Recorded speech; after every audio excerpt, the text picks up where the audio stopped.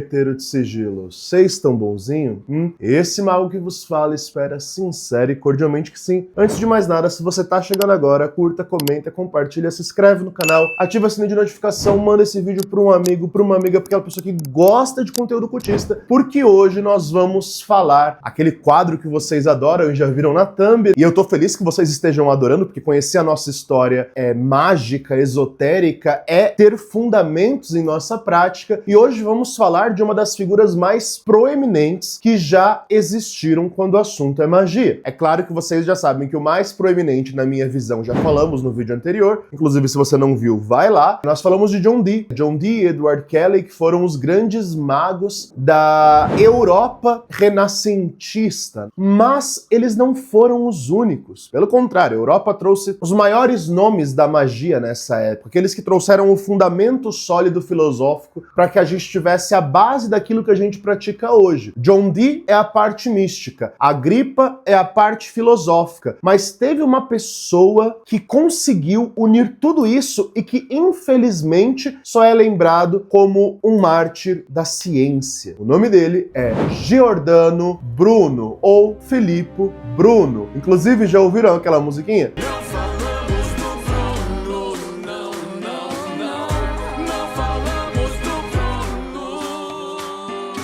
Da família Madrigal da Disney? Pois é, vamos falar disso também. Mas antes, se você tá chegando agora, tem que curtir, tem que comentar, tem que deixar o like e tem que engajar o conteúdo. Gente, manda esse vídeo para um amigo, para uma amiga, manda esse vídeo lá naquele grupo do WhatsApp que eu sei que você tá, naqueles grupeco fuleiro de ocultismo que eu sei que você tá metida no Telegram, no WhatsApp, no Facebook, tudo quanto é rede social. Manda lá, manda, fala, ó, vocês não gostam desse mago aqui, mas vai lá ver que ele tá falando uma coisa legal. E a galera vai vir, por hate ou por amor, a galera vai vir, mas a gente precisa que você faça a sua parte e ajude a gente a construir e expandir essa nossa comunidade ocultista. Também segue o Mago nas redes sociais, @monge_a_mago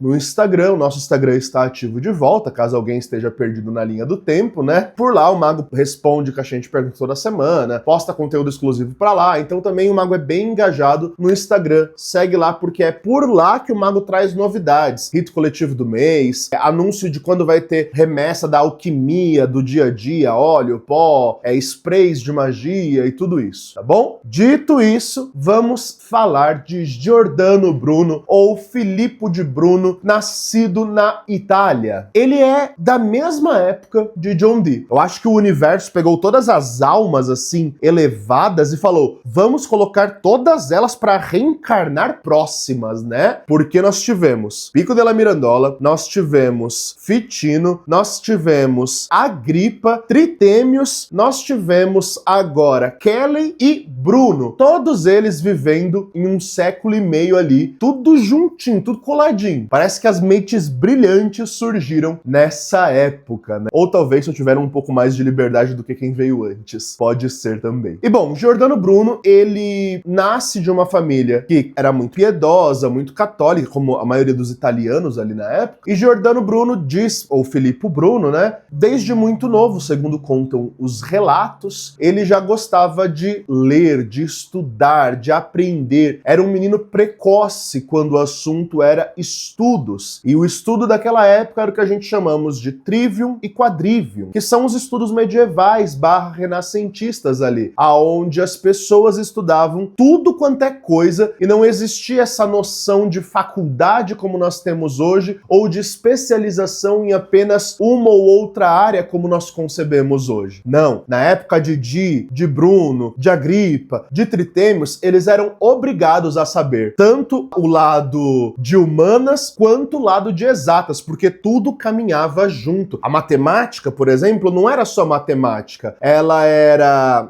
fugiu a palavra. Que estuda a arquitetura do universo, como é o nome? Enfim, ela era isso. Aí nós tínhamos as ciências exatas, as ciências liberais, e você tinha que estudar todo o aglomerado. É por isso também, creio eu, que essas pessoas foram grandes gênios, né? Porque primeiro que não era barato, você tinha que se dedicar e ter condições de bancar os estudos, família ou patrocinadores bancavam, né? E essa galera estudava muito assim. E quando eu falo muito, não é muito do nosso nível de hoje, é muito num nível assim de dedicar a vida inteira somente a isso. E aí, por isso, obviamente, foram cérebres naquilo que se propuseram a ser. E aí, nesse contexto, temos Giordano Bruno, ou Filippo Bruno. Ele entrou com 17 anos para os dominicanos, e antes disso não importa muito, porque basicamente o que se sabe da vida dele, ele foi um grande adolescente, criança dedicada aos estudos, aqueles contos geográficos, né? Que era um menino inquieto, que era um menino que era meio arteiro, mas ao mesmo tempo era estudioso demais e toda essa coisa. Quando ele entra para a Ordem dos Pregadores, que era a Ordem dos Frades Dominicanos, sim, ele foi monge, estamos falando de mais um monge amado da história, ele entra convicto de que dentro da ordem, do convento, do mosteiro ali, ele teria acesso a tudo que ele precisava para ampliar o seu conhecimento. Enquanto John Dee, ele segue um lado mais protestante, né, porque a Inglaterra já era protestante na época ali, do cisma e tudo mais, Bruno não. Bruno ele vai para um lado mais católico, mais ortodoxo ali, digamos, da religião cristã. E aí, Bruno, segundo conta-se os relatos, assim que ele já entra no mosteiro, no convento, ele assume o moto mágico, ou um nome espiritual, de Giordano. Giordano com referência ao Rio Jordão, aonde houve as águas do batismo, todo esse rolê espiritual ligado à figura messiânica. E é interessante ele colocar Giordano como o sinal do novo, da inovação, do batismo no nome, porque tudo que Giordano Bruno fez em vida, escreveu e tudo mais, foi extremamente inovador. Tão inovador que ninguém gostava. A história de Giordano Bruno, gente, ela é uma história muito bonita por um lado, porque para nós que viemos depois como posteridade dele, nós temos um dos conteúdos mais ricos de filosofia, tanto científica quanto espiritual, renascentista ali. Então o legado dele, a forma que ele se eternizou sendo à frente do seu tempo, é absurda. Por outro lado, a história dele é muito triste, porque o que todo mundo sabe de Giordano Bruno é que ele foi condenado à Inquisição e morreu, né? Esse aqui literalmente morreu. Enquanto Agripa conseguiu fugir, Tritêmios conseguiu fugir, John Dee conseguiu fugir, Bruno não. Bruno, ele tinha uma impetuosidade, um espírito colérico de fogo que não permitia que ele fugisse da rédea. E isso é bom, mas por outro lado, por não abandonar suas ideias, sua consciência, seu ideal, ele realmente foi condenado à fogueira. Mas o que essa pessoa fez? Quem foi Giordano Bruno quanto monge, quanto mago? Giordano Bruno, gente, ele foi um ilustre pregador, ele entrou para a Ordem dos Pregadores, e quando a gente fala de pregador é palestrante, então o que ele fazia era estudar muito para argumentar o que ele estudava. Então ele era aquele cara que ficava trancado em meditação, recheado de livros, aquela figura que a gente imagina de um monge eremita, sabe? Tá trancado dentro de um lugar, de um quarto, de uma caverna, isolado da sociedade, cheio de livros para estudar, velas, meditação. Esse era Giordano Bruno. Ele foi extremamente eloquente, tanto que ele ganha fama, primeiramente, pela primeira tese dele, que era assustadoramente aceitável. Desde o princípio, ele já causou polêmica. Inclusive, polêmica é uma palavra que anda junto de Giordano Bruno. Ele foi uma pessoa polêmica, mas polêmica inteligente. Por quê? Giordano Bruno, ele reinventa, e eu digo reinventa porque não foi ele o inventor, mas foi ele que resgatou. Pensa, na época de Giordano Bruno, graças aos irmãos Médici e graças a Ficino, a Itália estava inundada de neoplatonismo, né? Então as obras de Plotino e de todos os filósofos platônicos, neoplatônicos, estava em alta. O corpus hermético estava em alta. Inclusive, Giordano Bruno se declarava, acho que foi um dos primeiros a se declararem publicamente em suas obras como hermetista. Ele declarava que a religião universal era hermética. Isso para a igreja foi um abalo, assim, porque imagina, os irmãos Médici, se vocês não viram tudo que eu tô falando, não sabe quem foram os irmãos Médici, quem foi Ficino, eu já fiz vídeo de toda essa galera, tá? Que veio antes de Bruno, por isso que é uma sequência e você tem que ver toda a história dos magos que a gente tá falando pra você entender esse contexto. Se vocês lembrarem, quando o mago palestrou aqui pra vocês sobre os irmãos Médici e sobre Ficino também, a gente viu que esses caras foram os grandes responsáveis por traduzir do grego egípcio, né? Do greco egípcio ali, e do latim pro vernáculo anglo-italiano e, consequentemente, para as demais línguas que se expandiram depois, as obras herméticas, o princípio da magia. Jâmblico, Plotino, Ploto, oráculos caldeus, papiros mágicos, tudo isso. Tudo veio nessa época. E tudo isso foi parar aonde depois da morte dessa galera? Como sempre, em mosteiros. Os mosteiros, eles tinham as grandes bibliotecas do mundo na época. Então, todas as grandes obras que se existiam, que se traduziam, que se copiavam, ficava dentro de mosteiro para ser conservada, armazenada, bem cuidada e, obviamente, estudada por aqueles que dedicavam a vida àquilo. Porque monge na época, gente, não era somente a pessoa que se retirava para rezar, meditar e se conectar com o divino. Também, mas era a pessoa que queria dedicar a sua vida inteira aos estudos. Era tipo, que eu quero ser o PhD do PhD. Ele ia pro mosteiro para estudar, porque era lá dentro que todo o conhecimento da sociedade estava. E quando o mago fala de todo o conhecimento da sociedade, é desde livros atas secretos de governo até livros antigos, como os neoplatônicos, os filósofos gregos, tudo ficava dentro dos mosteiros. E as ordens que mais tinham bibliotecas monásticas eram ordens beneditinas e ordem dos dominicanos, ou ordem dos pregadores, porque eles se dedicavam ao estudos. As augustinianas também, mas as augustinianas foi perdendo renome nessa época já. Então, a ordem dos pregadores e a ordem beneditina conservavam muita coisa, muito acervo de livro. E por isso que Tritêmios foi beneditino, porque tinha sede de estudar, e aqui Giordano Bruno, em paralelo, vai ser o quê? Dominicano, porque também tinha essa sede de estudo que era insaciável. Consequentemente, ele entra para a ordem dos pregadores, começa a causar polêmica já na sua primeira publicação, como obra e como palestra, né? Porque ele não só fazia obra, ele palestrava para o clero inteiro da região. Era bispo que ia até ele, era padres que iam até ele, eram nobres da sociedade que iam ouvir o que esse homem tinha para falar. E aí esse homem sai, eu fico imaginando uma cena na minha cabeça. Esse homem saindo de dentro da clausura, né? Porque quem tava fora não via como era dentro do mosteiro, né? O mosteiro era uma parte fechada, até hoje é assim. E ele saindo de dentro da clausura, subindo no púlpito, abrindo rolos de pergaminho, porque não tinha livro impresso na época, ele abrindo todas as anotações que ele fez com a mão ali e começando a falar sobre a técnica que consagrou Giordano Bruno, primeiramente, para a história da sociedade. Giordano Bruno, gente, ele foi o homem que reativou, né, como eu falei, ele não foi criador, mas foi o reativador de uma técnica que os gregos filósofos antigos iniciados usavam, que era a técnica da memorização. Eu vou ter que pegar a cola porque o nome é complicado de falar. Deixa eu ver o nome correto aqui, gente. Só um minutinho. Não fiquem bravo com o mago. Mnemônicas, era essa palavra. Giordano Bruno, assim que ele adquire estudo suficiente dos filósofos antigos, ele começa a praticar dia a dia a prática de meditação de Giordano Bruno, enquanto os outros monges, os outros frades estavam preocupados em transcender a matéria, em fazer penitência, em se flagelar.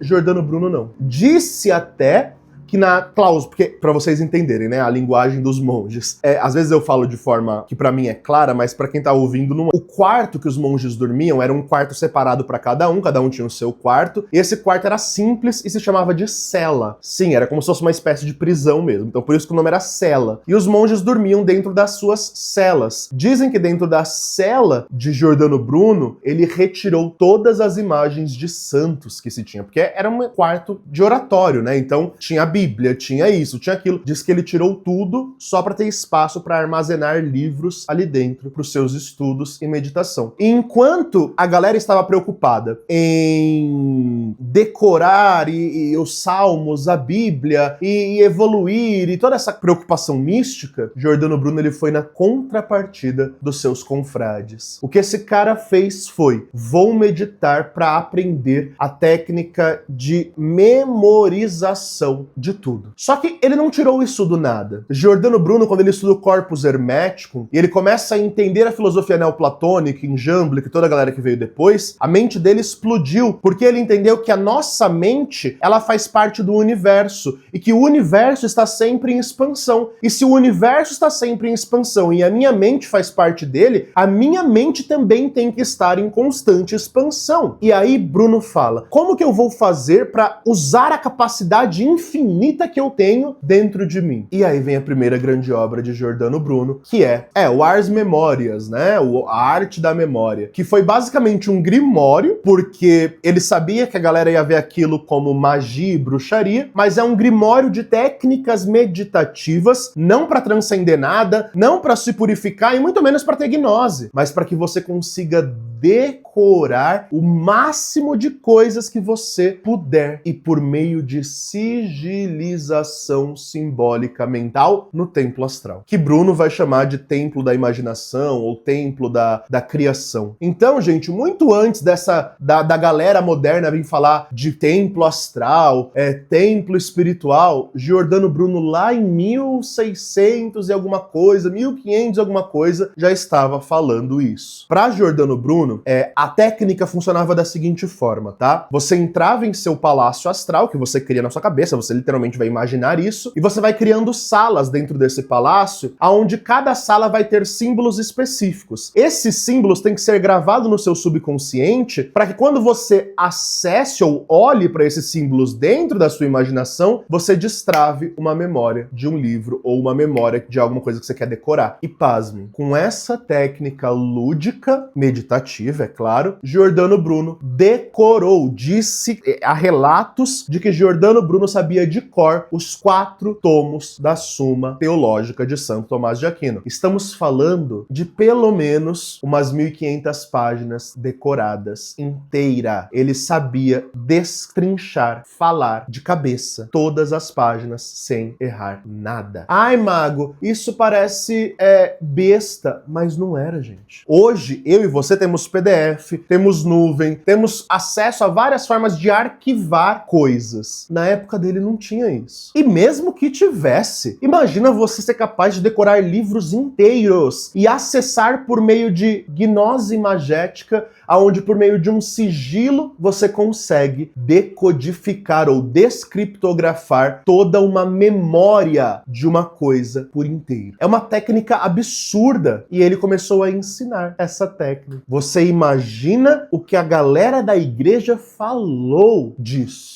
Por isso que ele era polêmico, porque ele era pregador, ele estava na frente, ele tinha que falar, ele era palestrante. Ele não era um monge de clausura que ficava quietinho, rezando, escrevendo só, não. Ele escrevia e ele pregava o que ele escrevia. Ele escrevia livros lá das técnicas dele, dos experimentos dele, e ele divulgava aquilo. Mas esse foi o primeiro dos grandes feitos de Giordano Bruno. Ele teve muita mais coisa, tá? Mas eu queria falar dos feitos não científicos, sabe? Porque Giordano Bruno ele é conhecido como o o mártir da ciência e tal, porque justamente ele tá bem no fim do renascentismo ali e já perto do início da era da ciência, né? Onde vai ter uma cisão total de fé e o trivium e o quadrivium é deixado de lado e tudo isso. E aí por isso ele é chamado de mártir da ciência pelas ideias do universo que ele teve, tão avançadas para alguém da época. Só que para além disso, Giordano Bruno ele foi uma polêmica só na filosofia, na magia, em tudo, começando com a técnica de memorização, que ele escreveu uma espécie de grimório chamado Ars Memoriae, que é mais um livro de técnica de como memorizar coisas. Só que isso era usado por ele para tudo. Então, basicamente, o que ele descobriu foi uma técnica de burlar processos mentais complexos ou de criptografar coisas inteiras na sua mente para você não esquecer. Então, o que ele fazia na prática? Ele pegava um livro e começava a ler. Aí ele parava, fechava os olhinhos dele, meditava e colocava tudo aquilo que ele leu em um símbolo dentro do templo astral, dentro de uma sala específica onde tinha só coisas desse assunto e aquele símbolo específico ia acessar essa informação. E aí ele acessa, e ele reacessa, e ele reacessa, e acessa de novo, e de novo, e de novo, e de novo. E isso é impressionante, porque o cara com essa técnica conseguiu não só decorar livros, mas ele sabia tudo de cabeça. O homem era uma máquina de memória. Sabe, memória de elefante? Era isso. O que hoje nós vamos chamar de memória fotográfica, pela psicologia, Giordano Bruno desenvolveu uma técnica para você criar uma memória fotográfica, mesmo que você não tivesse uma. E isso é absurdamente revolucionário para a época. E essa foi a primeira grande contravenção dele. Bispos não gostaram do que ele falou. Padres odiaram o que ele estava falando. Consideravam um absurdo, quase uma heresia. Só que Giordano Bruno ele foi muito esperto. Ele não usava termos termos como magia aqui, apesar de que poderia. Ele usava como se fosse uma técnica meditativa, piedosa até, que os monges poderiam usar para ler a Bíblia, para decorar a teologia sagrada, os dogmas, o direito canônico. Ele sabia tudo isso de cor. E aí, os caras não gostaram de Giordano Bruno e lá vai transferir o Giordano Bruno de um mosteiro para outro. Aí transfere o Giordano Bruno para outro mosteiro. Aonde esse cara parasse, ele ia ser uma bomba. Uma bomba. Mas não uma bomba negativa que dá problema pros outros, diretamente. Ele dava problema, mas não porque ele queria. E sim porque a igreja e o pensamento da época era fechado demais dentro do dogma para as ideias desse homem. E aí ele é transferido para outro mosteiro e ele consegue encontrar as graças de alguns nobres, reis e tudo mais, porque ele foi transferido para outro mosteiro, né? E aí um rei nobre vê ele lá e fala: esse cara sabe do que tá falando, eu quero aprender mais com ele. E aí pronto. Giordano Bruno, ele deixa de ser um pregador religioso, entre aspas, né? E ele passa a ser um monge que sai para pregar para nobres. E aí mais uma vez nós temos um mago que era monge que começa a implantar as suas ideias nos nobres da época. É muito importante isso que eu tô falando. John Dee e Bruno e alguns outros que tinham contato com nobres da época, eles transmitiram ideias herméticas para os nobres. Isso, um tempo depois, vai dar vazão para movimentos como os Illuminatis da Baviera, por exemplo. Como o movimento Rosa Cruz, por exemplo, que surge de pessoas nobres, não mais no clero. Basicamente, o que esses monges estavam dizendo é: olha, aqui dentro a gente não pode fazer muito, mas eu tô jogando uma sementinha aí pra você, vê aí se brota. E brotou, porque depois o ocultismo ele começou a crescer como sociedade secreta independente de igreja. E isso foi fascinante. Então Giordano Bruno ele começa a palestrar na Inglaterra, na França, na Polônia, na República Tcheca, todos esses lugares ele vai. Vai, palestra, fala das suas obras, da sua visão de mundo, e ele obviamente não parou de estudar e não parou de escrever, porque a vida dele era isso. Só que aí, Giordano Bruno ele começa a escrever livros mais científicos, falando do universo, e ele inventa de escrever um livro chamado De Magia. Sim, é um livro inteiro tentando explicar por que magia é algo natural, algo da nossa natureza. É um segredo da manipulação daquilo que nos rodeia. Ele escreveu 2 livros especificamente sobre. O De Magia, que é um grimório onde ele divide a magia em 5 ciências separadas que se complementam. Ele vai falar da magia natural, que é os elementos, a magia sideral ou astral, que é a magia do estudo dos astros e como eles influenciam a gente. Ele vai falar de magia matemática, que era o que ele mais adorava. Ele era um matemático exímio, né? Onde ele vai explicar a arquitetura do universo, muito próximo de John Dee ali.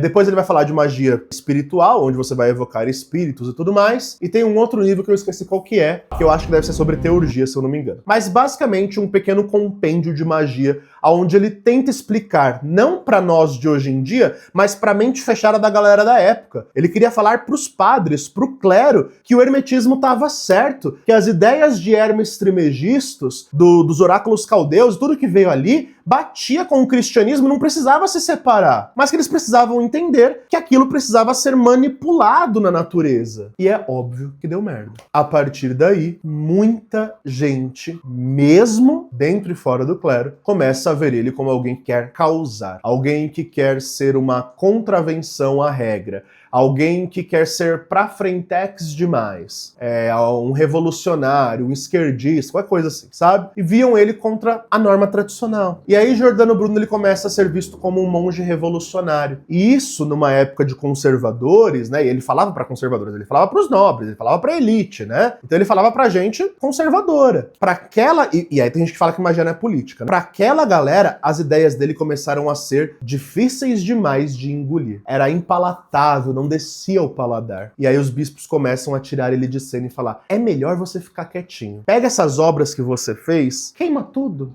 Esquece, você é um homem bom, né? Diz que é um diálogo dele até com um superior dele que fala: você é bom, você é eloquente, você fala e as pessoas gostam de te ouvir. Pra que se sujar com isso? E é aí que entra o lado impetuoso de Giordano Bruno. Ele fala: porque é a minha consciência. Eu tenho certeza que eu estou no certo, eu estou no correto. E vocês não vão me silenciar, não. Só que silenciaram, né?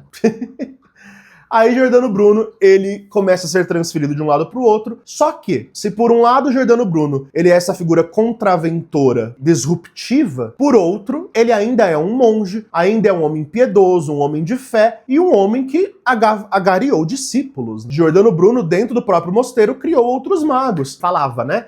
Dizem que ele pegava os monges que gostavam dele, ele começava a ditar o corpus hermético inteiro e os monges copistas, né? Que eram monges que se dedicavam a copiar livros, à mão, porque não tinha impressora, obviamente, copiavam tudo que ele falava por boca, porque proibiram os acessos, né? Ele não tinha mais acesso aos livros esotéricos, não tinha mais acesso a nada. Tudo que ele tinha acesso era a memória dele. E aí ele falou, a gente não pode deixar isso acabar comigo. Escreve aí. E aí Giordano Bruno provocou mais ainda o clero da época. A obra de magia dele, ele mandou os discípulos dele republicarem. A obra de memória dele, o Ars Memoriam, que é um grimório de memória, ele mandou copiarem. Aí ele vai além. Ele escreve um livro, De Vinculis in Genere, sobre os vínculos em geral. Essa obra veio junto com uma outra que ele escreveu sobre Circe, que era a ideia de pegar Circe, né, a bruxa, né, a grande bruxa da mitologia, e trazer ela para um contexto de explicação da magia natural, tentando inocentar a figura demoníaca ou demonizada de Circe. Ele escreve esse livro de Circe, que é mais um livro de magia de Giordano Bruno, e aí ele escreve esse livro de Vinculis Generis aqui, que é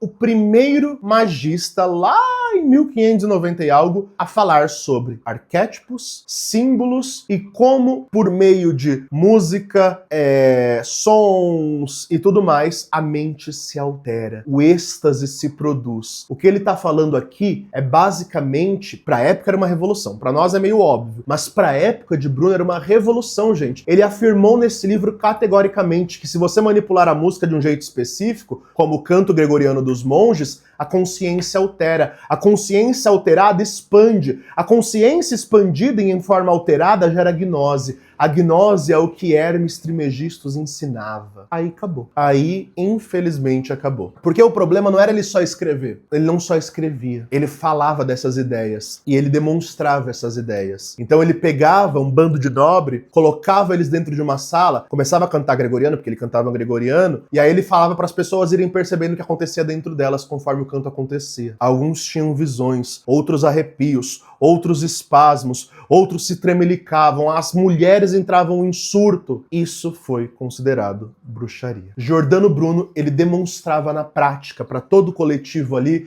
que ele sabia manipular as energias da mente, dos arquétipos, dos símbolos, do cosmo e da natureza. Ele colocava um incenso, um cântico, elaborava basicamente uma cerimônia. E ele explicava parte por parte o porquê cada coisa fazia o que fazia. E aí no livro de Circe, ele vai falar o porquê que uma erva tem tal poder, o porquê que isso e aquilo, e explicando por detrás das coisas, como um bom mago faz. Só que ele estava tentando fazer isso não para aparecer, mas para dizer que isso faz parte da natureza, para dizer que é natural a prática espiritual mágica e que o mundo deveria saber disso. É claro, como sempre, não aceitaram. Como sempre, foi transferido, foi preso e o fim de Giordano Bruno, dizem, né, que ele foi considerado herege pelas ideias sobre o universo, mas isso foi apenas uma das acusações dele. Giordano Bruno ele foi transferido para Roma, o centro da Igreja Católica. Pra vocês terem noção, o abalo que esse homem fez na Itália e na Europa Central ali. Suíça, França, Reino Unido não tanto, mas Suíça, França, Itália, toda essa região, Espanha, toda essa região ali, né? Ele fez um burburinho tão grande, mas tão grande, que o Papa, Roma, teve que chegar e falar, traz esse homem pra cá, porque é a gente que vai ter que ter uma conversa com ele agora. Se vocês, bispos, não conseguem dar conta dele, traz pra cá. E os dominicanos, na época, eram extremamente influentes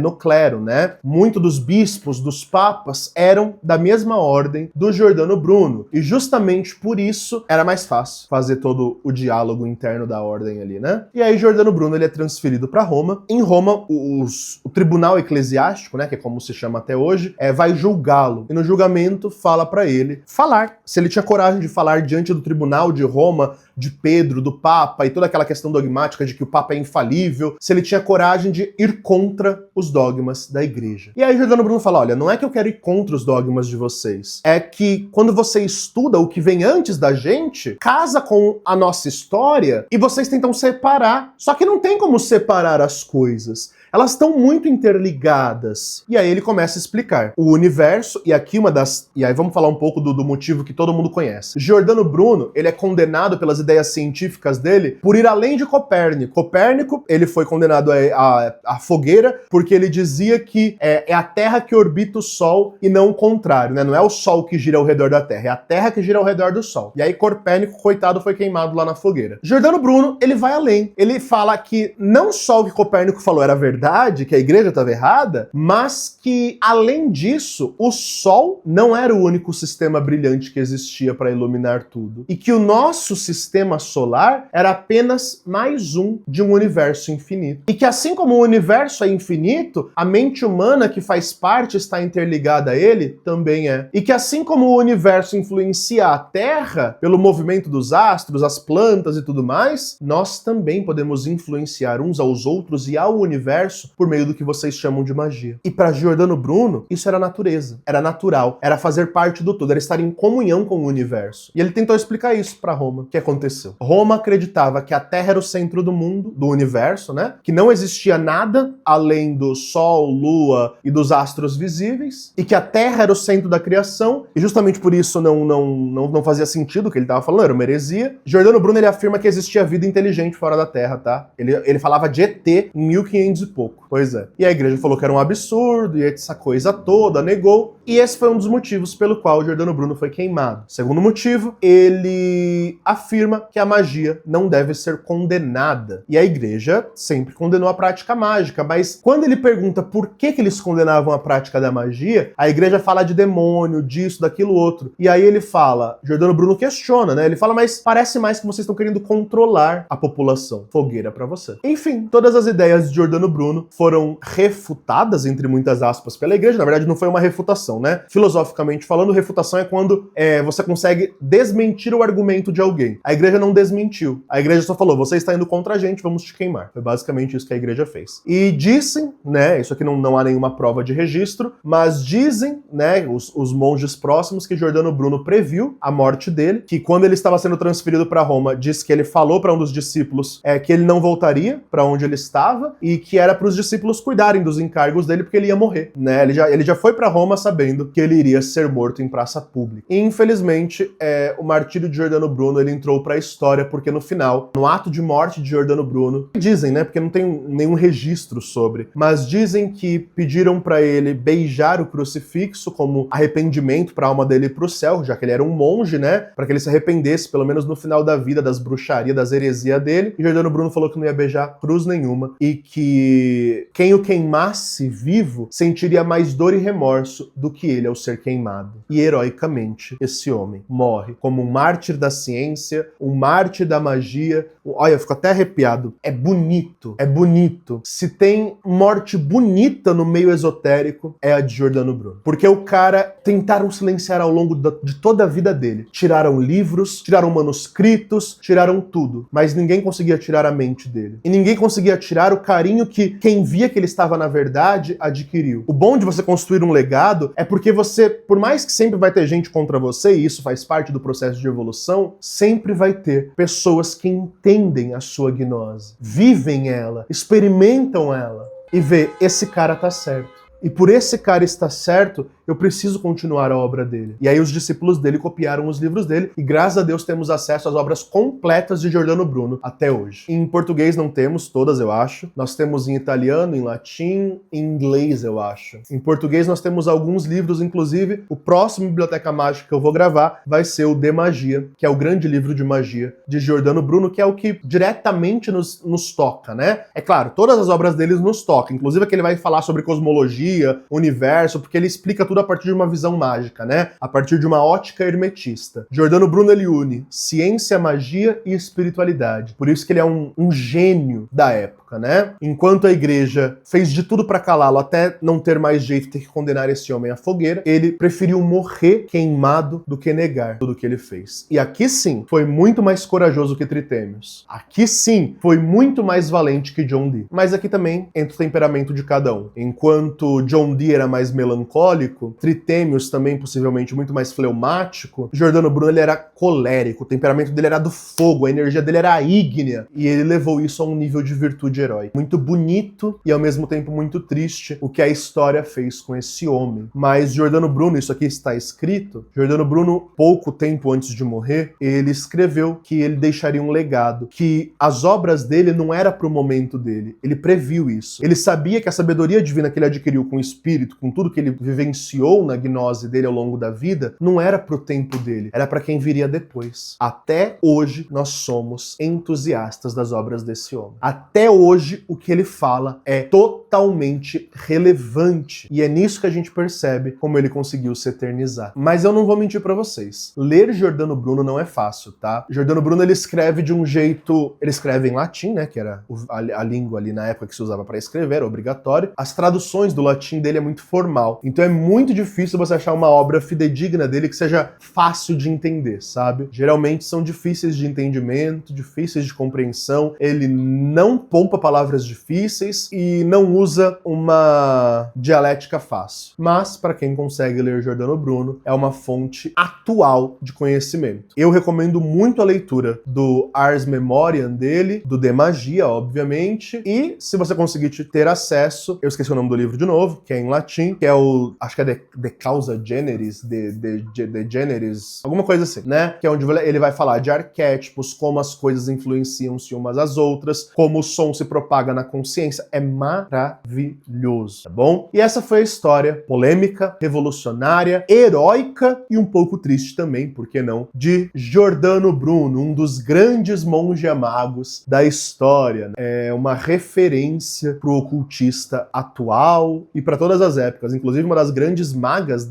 dos tempos mais modernos, que foi Frances Yates, que foi uma das grandes cabeças da Golden Dawn, ela era fissurada em Giordano Bruno. Ela traduziu as obras do Bruno pro inglês e tudo mais, então ela era simplesmente louca por ele e ela falava que todo ocultista atual deveria ler esse homem, né? Que era uma parada obrigatória ler as obras de Bruno. Eu espero que você tenha gostado desse vídeo. No mais, vamos para os recadinhos da semana. Bom, gente, vamos lá. Nós temos o nosso rito coletivo de Mercúrio. O rito coletivo vai acontecer no final do mês agora, final de agosto. Mago, mas agosto você costuma fazer rito de Saturno. Pois é, mas olhe um pouco pro céu que você vai entender que não tem como fazer Saturno esse mês. Saturno vai estar retrógrado, temos 2 eclipses, então assim, Saturno tá bem do mal nesse mês de agosto, se você está vendo esse vídeo quando saiu. Por isso vamos fazer o nosso rito de Mercúrio. O rito de Mercúrio serve para vendas e vendedores, empresários e comerciantes, autônomos de modo geral, ele ajuda na venda, no comércio, Rio de Janeiro tem uma longa... Artistas, ele ajuda no desenvolvimento das artes, comunicação, ele ajuda na lábia, Mercúrio é muito versátil, então ele ajuda de tudo um pouquinho, sabe? No final do mês, se você quiser participar, venha, tá? Também é rito de cura, tá? Então, caso precise de alguma cura, esse rito pode te ajudar. A agenda do mago, no momento que eu estou gravando o vídeo, tá para 20 e poucos de agosto, caso você precise de uma leitura de scrying, leitura de mãos, tarô, baralho cigano, o que for, chama que a gente agenda, tá bom? Se você quer fazer trabalho de magia, a agenda de agosto do mago tem bastante vaga ainda para ritual individual, chama que se tiver condições, a gente faz, tá bom? No mais, fiquem bem, acredita na magia que existe dentro de vocês e